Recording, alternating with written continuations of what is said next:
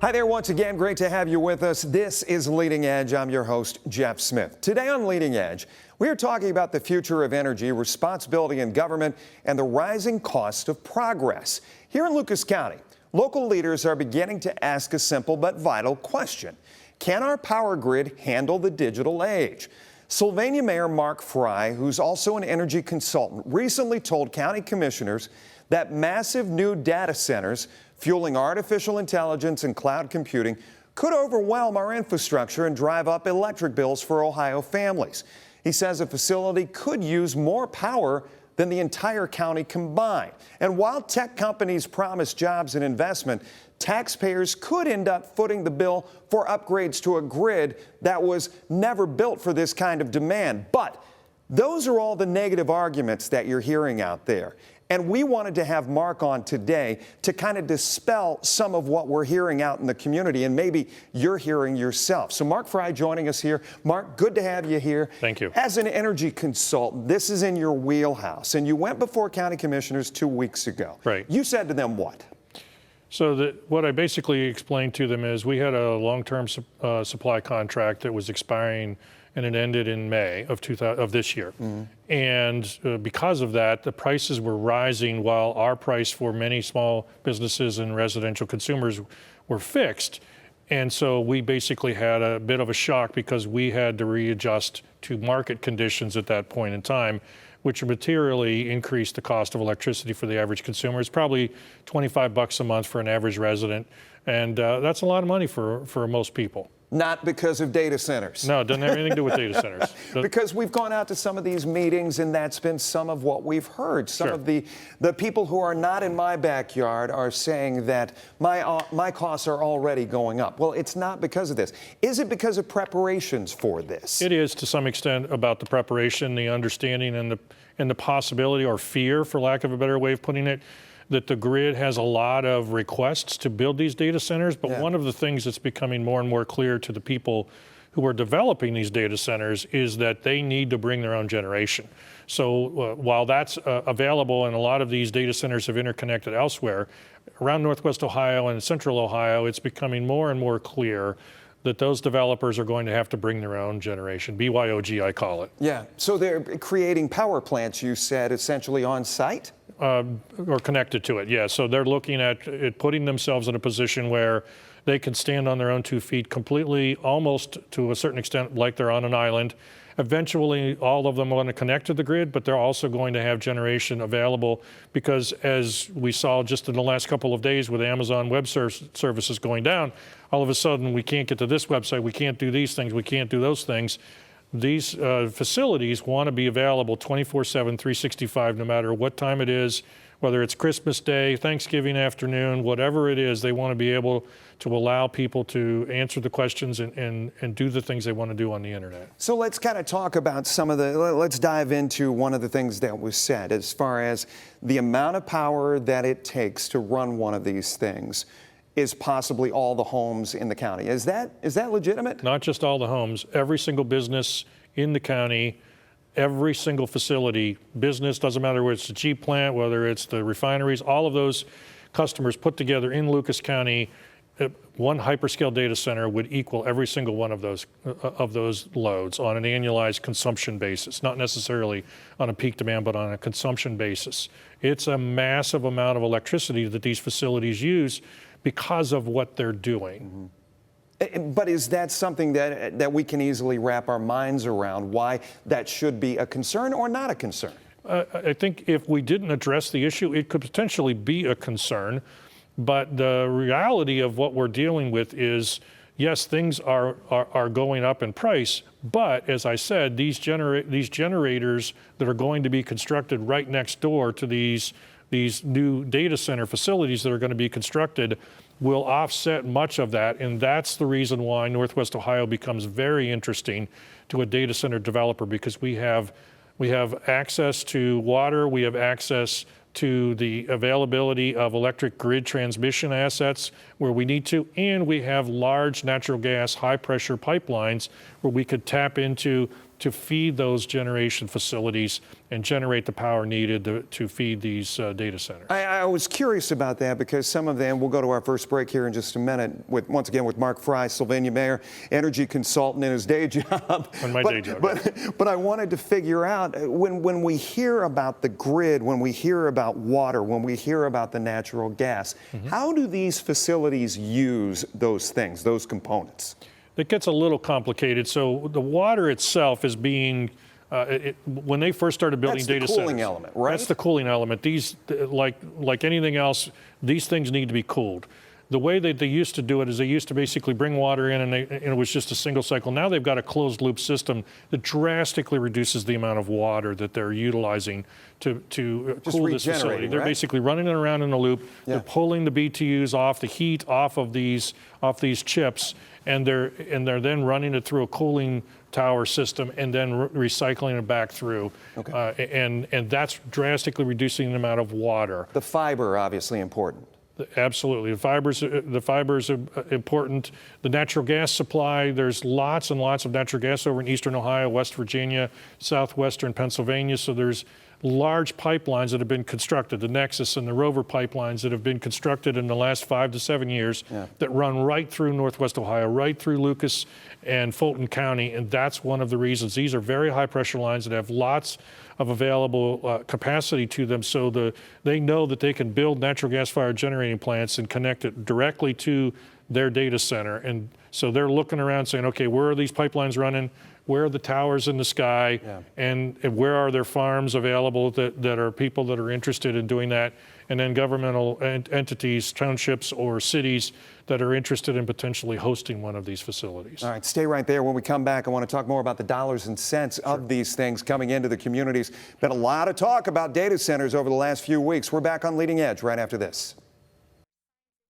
Welcome back here on Leading Edge. Energy consultant and Sylvania Mayor Mark Fry joining us. I wanted to put out kind of a preface everything by saying Sylvania doesn't have a dog in this fight right now. That's correct. You guys are landlocked. We are 6.5 square miles and a long way away from any data center location that I can think of. Yeah, so no deals in place. I wanted to talk numbers with you, specifically you saying people really need to wrap their minds around the dollars and cents of these facilities, what they bring to the table. Right. Give me kind of, I guess, the analogy that you were using with me earlier. So I ran some quick math. The cost of building a data center it's a 2-year construction process probably in 2 or potentially 3 or 4 phases. No matter what company's doing it. Doesn't matter what the name of the company is. They're going to hire between 1,500 and 2,000 contractors, whether it's HVAC technicians, whether they're people that are pouring concrete, running wiring for electricians, all of those things, all of those people, highly skilled labor, and those people are going to be on site working there for at least 1.5 to 2 years, even if they don't build these things in phases, which is the way they typically go about it. So there's going to be a long cycle of hundreds and hundreds, potentially 2,000 jobs just with the construction of these very large facilities. So on the front end, payroll tax. Payroll tax, that's absolutely. The biggie there. So the second piece of this puzzle is the fact that there's part of the concern people have is there's not many jobs attached to it. Well, yes and no. And when they say, oh, there's only 50 or 100 jobs, well, that's true if they're employees of the actual data center company, XYZ Data Center Incorporated, whatever. There's 50 or 100, but each one of those individuals who's working there is making probably 2 or 3 times on an hourly rate what a person who's working at the Jeep plant is rated. So it's all things are not equal when it comes to the payroll tax that goes to a community. The second piece of that payroll on an ongoing basis, though, is there's contractors, just like an oil refinery. There's lots of contractors in an oil refinery that don't ever work at the oil refinery, but they're still paying payroll taxes. They're running all over this facility, making sure this thing is running like a Swiss watch. And that's an important component. But the most important piece of this puzzle that I think gets lost is the property tax revenue, the payment in lieu of taxes, which are typically going to be negotiated for a facility of this magnitude. This is a multi-billion-dollar, with a B, not million, billion-dollar facility that is going to have these big, lots and lots of computer chips in it, but the building itself may cost, when they're finished with all the phases, as much as $2 billion worth of infrastructure. And the nature of that is such, Mayor Safarian from the city of Oregon has mentioned, there's $20 million of tax influx of tax revenue into the city of Oregon and the surrounding community, to the schools, to the city, whatever that amalgamation is. Yeah. And so I started running some math because of the questions and concerns associated with that. And the end result of that was, I ran the Jeep plant. With the 900 people they announced last week, 5,200 people, give or take, that are going to be employed there. At $30 an hour, 2,080 hours a year, plus the property taxes that are paying, according to Lucas County ARES, that's about $10 million a year for the Jeep plant. Now, I'm not equating a property tax dollar with the dollar of income tax paid by a working person. There's a ripple effect attached to that. But to give you a sense, $10 million a year worth of revenue directly from Stellantis, from the payrolls of those employees. To what is one of the 5 biggest employers in Northwest Ohio. Absolutely. Yeah. This is $20 million. It's twice that size just on the income tax, or just on the property tax side. It doesn't count the people working there. It doesn't count the contractors. It doesn't count the 1,500 or 2,000 people paying payroll tax while they're building these facilities. These are not small projects. When one of these are announced, it is an economic significant boon to that individual community. Now, obviously, it's taking ground. In many cases, this is farmland, and I understand those are concerns that many citizens are going to have or may already have. But fundamentally, they need to get a sense of, okay, they're going to put something that could be as significant from a dollar revenues perspective to the city of Oregon as big as the Jeep plant in the city of Oregon with that data center. That's a serious project from a dollar perspective. Is it hurtful to a community to be dismissive of something like this? I don't know that it's hurtful necessarily. There is property there, but where are you going to find 170 or 200 acres in the city of Oregon that you're going to put a manufacturing process which will employ the same number of people that are employed at the Jeep plant? The other question I had asked you, is it a wash as far as the complaints out there, as far as my electric bill is going to go up? Sure. Yet you say property taxes could go down because of these things being in operation. The important thing is to understand is if you put a data center in Northwest Ohio, the chances of your electric bills going up in the next 3 to 5 years is pretty good. Mm-hmm. If you don't put a data center in Northwest Ohio, the chances of your electric bill going up in the next 3 to 5 years is pretty good. Yeah. Because of the nature of the grid. It's not, if we put one here, our electric bills are going up. If we don't put one here, our electric bills won't go up.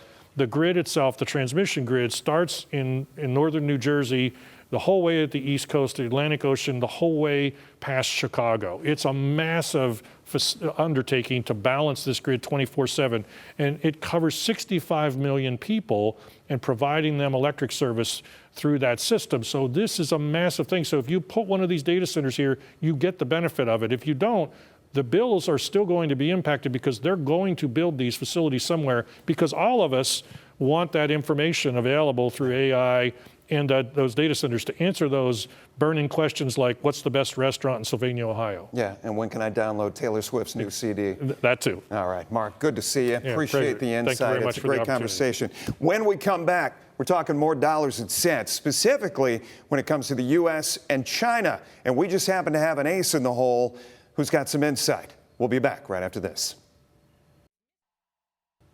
Welcome back. I wanted to spend some time looking at America's economic standoff with China and what it really means for jobs, industry, and our position on the world stage. President Trump has made it clear that the days of one-sided trade over China are over. His administration's tougher tariff policy aims to level the playing field and protect American manufacturing, even as Beijing pushes back with its own restrictions on key exports like rare earth minerals. Joining me right here, right now, you see him, somebody who knows that balance firsthand, former Toledo Mayor Mike Bell. Mayor, good to see you. How you doing, Joe? How are you? I'm great. I don't have no complaints. I appreciate you taking the time to kind of dive into this a little bit, because I found it fascinating just kind of looking at the parallels of what we're dealing with right now. Negotiations, right? Right. You went into this yourself, and it's been over a decade ago, but when you go back Talk to us, talk to our viewers a little bit about the necessities of what you had to bring to the table, dealing with different people, different culture, different ways of doing things. Well, I mean, first of all, we got to, what was the reason for doing it? One, the whole United States, we were in sort of a bit of a deficit, and we needed to come up with different ways to be creative. So one of the ways that we got creative here in Toledo is we decided that, okay, let's take a trip over to China and let's see what it's about, because we have people talking about how you're going to be treated and, you know, all this other stuff, but how do you know until you try? And at that particular time, or period of time, you know, the people were looking for money all over the United States, and, you know, yeah, could we take something from maybe some other state or some other city and bring it here? But all we're doing is taking from one American and bringing it to another American, okay? So what we were trying to do is find new markets, and that's what got us moving to looking at China. We looked at India. We looked at a bunch of other places to see if we could bring businesses, because Toledo is a great area. It's an unbelievable area. I think we undermarket ourselves, and if we could get some international traffic starting this way, maybe we could turn the tide on the budget and the finances, because when the day is done, the only color that really makes a difference is green. Yeah. And what we're trying to do is get some more green coming into the Toledo region. Everybody's used the phrase hardball of how both the U.S. and China are going about things right now as far as tariffs are concerned, back and forth, each country doing it to the other. Did you find yourself having to play hardball? And obviously coming to a deal with Dashing Pacific, as it were, what did that play out like? No, we never really had to play hardball. We went over there, we introduced ourselves. I took a bunch of business people with me, and they got to know us, we got to know them. We were willing to experiment a little bit. They were willing to experiment. 3 trips you made? How many? Yeah, about 3. Yeah. And actually took my parents went with me one time, and it was just, the reception on the other side was very open. The resistance was when we started trying to do things on this side, okay? Because people were just, they had this stereotype, and they were working through the stereotype, not based necessarily on any type of facts, but this is what, we're not going to do this and we're not going to do that, and it became very difficult for us to move forward. But the way we were doing things was so progressive at the time. I mean, Forbes magazine actually came in and was like, how are you guys doing this? How are you getting over there and coming back, and you got people coming back? Typically, when you go and you visit an area like that, if you're able to get somebody to come back and talk to you in 6 months or a year, that's actually pretty quick. We had people coming to talk to us within 2 to 3 weeks. And we thought we were moving in a great direction. We thought it would be very beneficial for Toledo, and we thought it could be beneficial for them also. And so we were doing what we thought was going to be good for the economy here, because once again, I think that the Toledo area, Toledo region is sort of undermarketed, and we were trying to take ourselves to the next level, you know. Do you see any parallels at the time of what we were going through? I know the economy's in a different place, but can you read the tea leaves on any of it? Well, the part that makes it sort of difficult now is that everybody is our enemy. So it becomes a little bit more difficult. How so? Why do you say that? Well, because we got to fight this group and that group. We got to add tariffs and everything else, and it doesn't seem like we're playing toward the middle. Do you agree with the strategy?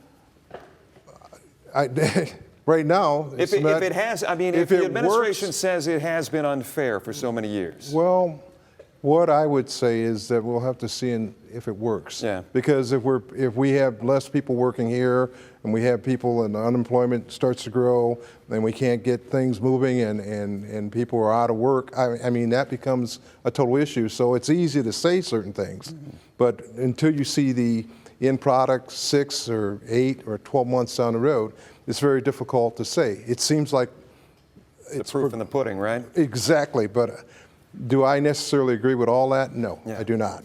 What about investment going forward? I mean, how would you grade what you did and at that time and bringing investment here? Because it didn't stick.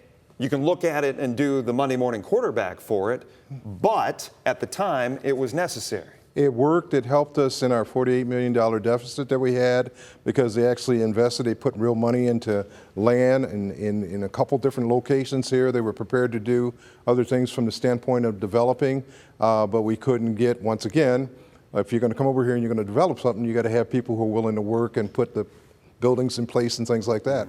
That became a little bit of a difficult portion to be able to push through, and so unfortunately we weren't able to do that. But the idea and of what we tried to do, it worked for the period of time that we needed it to work. And I mean, we had an investment of somewhere close to $6 million right away. We had that $48 million deficit, so having the ability to recoup something that's going to keep American workers working, because what I didn't want to do as the mayor is lay anybody off, and we didn't. So the strategy ended up working, but it was a lot of controversy, and there's a whole, and I'll go back to this, there's a whole lot of stereotyping. Okay, well, you don't want to deal with this group. I mean, at some point in time, you got to move past that, okay? And you got to be able to figure out how do you develop a relationship, and it's really done this way. It's done through conversation, eye to eye, and we figure out what we're going to do. How many, right now, you wouldn't believe that the president of the United States is talking to the president of Russia, and he's talking to this person, he's doing what he has to do, okay? Yeah. So back a few years ago, that wouldn't have happened. Right. So depending on what's happening at that particular time period is what you have to be able to judge it on. And right at that particular time period, we needed to have an influx of money coming in. We needed to come up with different ways of doing things, and that's what we were doing. And I'll tell you what, it's not only a lesson in business, maybe a lesson in life as well, as far as those conversations are concerned. Mayor, good to see you. Thanks for doing this. We appreciate it. We'll be back right after this. We hope you've enjoyed this episode of Leading Edge. If you want to reach the show with comments, ideas, or suggestions, it's easy. We've got an email site for you, and we'll put it on the screen. Just send us an email. It's leadingedge, all one word, at WTOL.com. Thank you so much for joining us. Until next time, listen, learn, and lead.